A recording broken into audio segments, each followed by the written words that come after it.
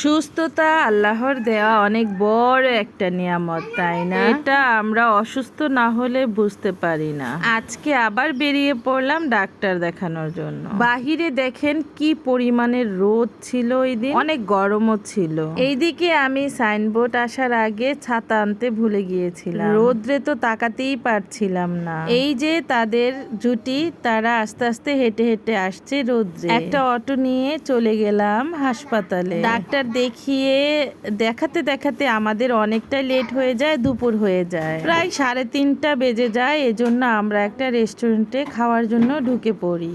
ওইদিকে কিন্তু আমাদের আজকে একটা দাওয়াত ছিল, আমার ননদের মেয়ের বার্থডে। দুপুরে সেখানে খাওয়া দাওয়া করার কথা ছিল, কিন্তু আমরা হাসপাতালে যাওয়ার কারণে যেতে পারিনি। এদিকে 3:30 বেজে গিয়েছে, অনেক খিদা লেগেছিল আমাদের, এজন্য রেস্টুরেন্টে ঢুকে পড়েছি। খাওয়া দাওয়া করে আমরা আস্তে ধীরে বাসায় চলে যাব। এখানে খাবারের অর্ডার দিয়ে দিলাম, আর এখন একটু পানি খেয়ে নিচ্ছি, কারণ গলা অনেক শুকিয়ে গিয়েছিল, আর ওই দিন ছিল অনেক গরম। যেহেতু দুপুরের দাওয়াতে আমরা অ্যাটেন্ড করতে পারিনি, আমরা রাত্রে অবশ্যই সেখানে জয়েন হব, সেই ভিডিওটা আসবে সামনে। হুমায়রারও ছিল প্রচন্ড খিদা, এজন্য ওর জন্য আগে ফ্রেঞ্চ ফ্রাই এবং স্যুপের অর্ডার দিয়ে দিয়েছিলাম। ও স্যুপ খায়নি, শুধু ফ্রেঞ্চ ফ্রাইটাই খেয়েছিল পছন্দ করে। এরই মধ্যে আমাদের খাবারটাও চলে এসেছে, আমরাও খাবারটা খেতে লেগে পড়লাম, কারণ আমাদেরও ছিল প্রচন্ড ক্ষুধা। আমি যেটা দেখলাম, খাবারের স্বাদের তুলনা করতে গেলে এখানে যে ফ্রাইড রাইসটা ছিল সেটা ছিল একেবারেই সাদামাটা প্লেন পোলাওয়ের মতো ছিল। ফ্রাইড রাইসের যে একটা স্বাদ সেটা ছিল না।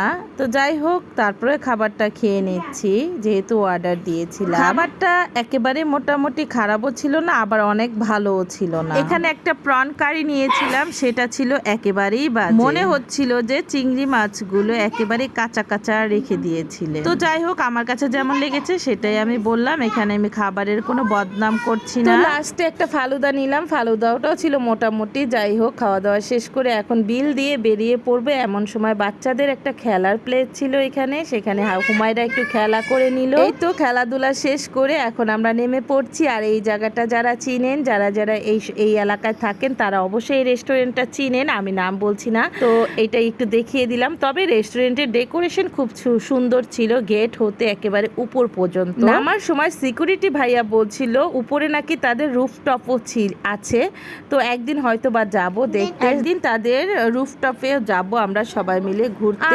আর সেটা হচ্ছে দেখেন বাহিরে কি রোদ। তো আজকের ভিডিওটা এই পর্যন্তই। সবাই ভালো থাকবেন, সুস্থ থাকবেন, আল্লাহ হাফিজ, আসসালামু আলাইকুম।